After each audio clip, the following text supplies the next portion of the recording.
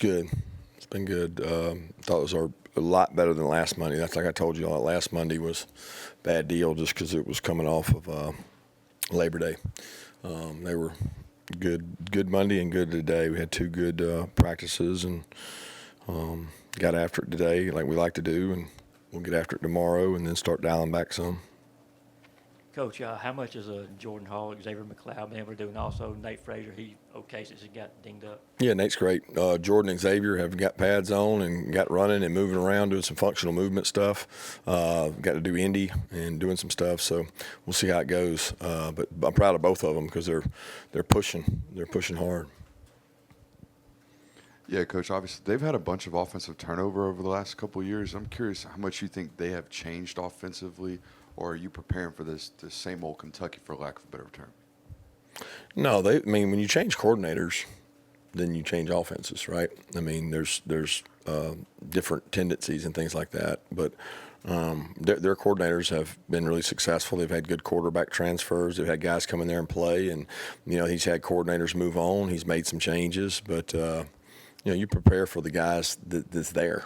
I mean, you look at history too. We go back and watch games against them and things like that. But we're preparing for the coordinator that's there now.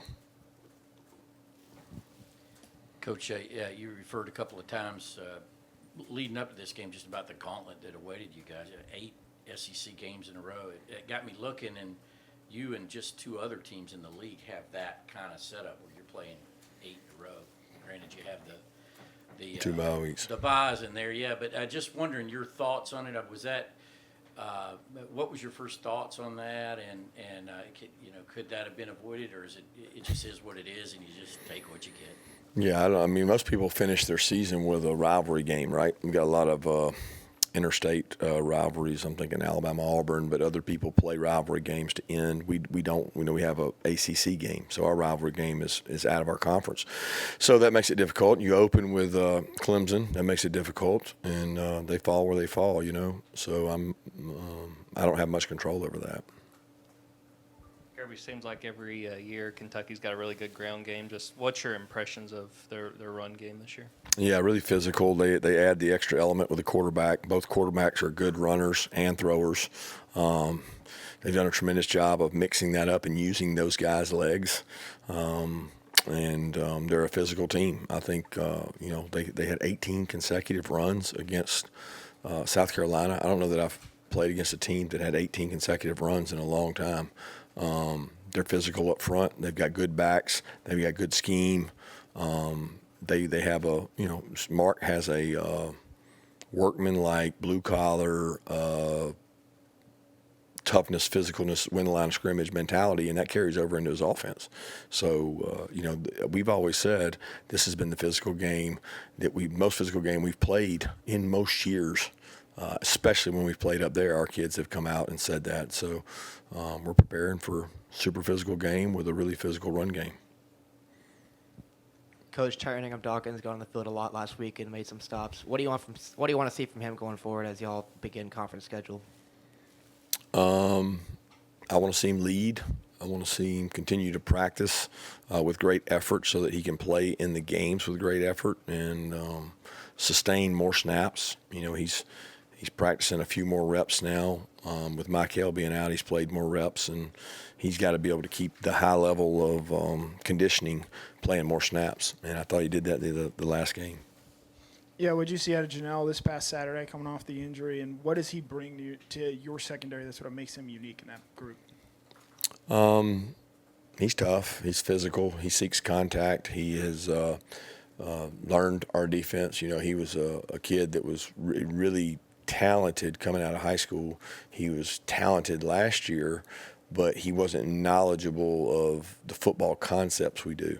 And he's taken a lot of reps, man. I mean, he went every rep last year behind Taki. So usually in our defense, if you can do that for a year, you can grow and get better.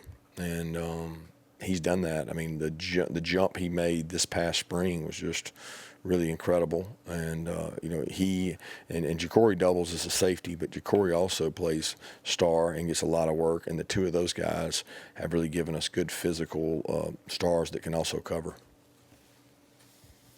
Yeah, Kirby, to keep it in the secondary, just what have you seen out of the corners, Everett, Humphrey, and Harris so far, and how do you think they're handling the rotation going in and out throughout the games?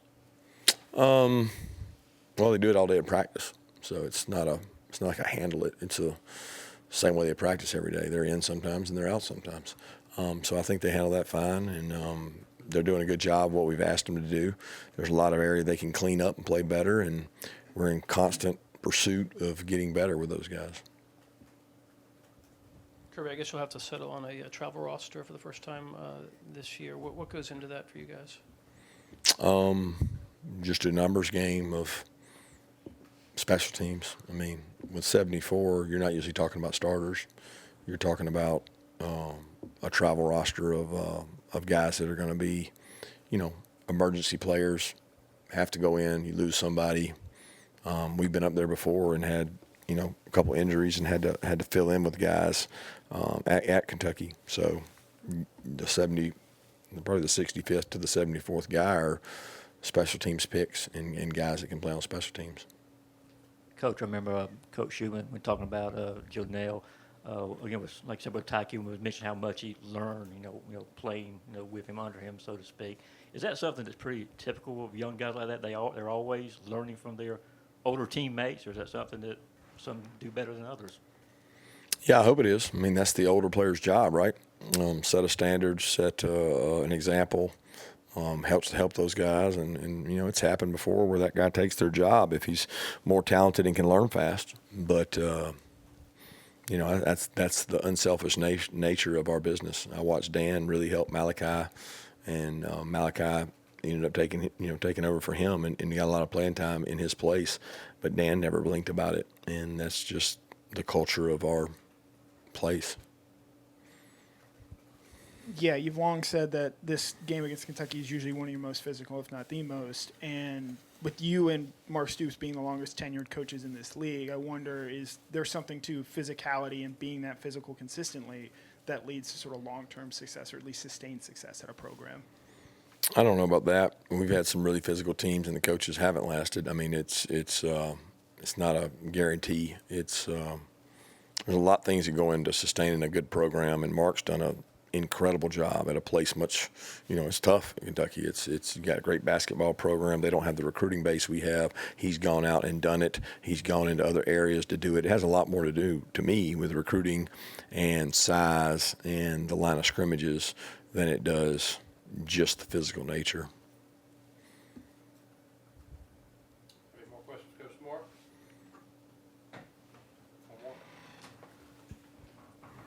Curious, what does it look like for Will Muschamp now with, like on a game week, balancing, responsibilities here and also supporting his son at Vanderbilt? I don't know what you mean. Like, what do you mean? What does it look like? I don't know what we're not out there in the practice field, so what is his responsibilities, I guess? Hey, coaches. He's here and he does a good job game planning. He does ideas. He works with the players. He coaches the coaches. He helps me.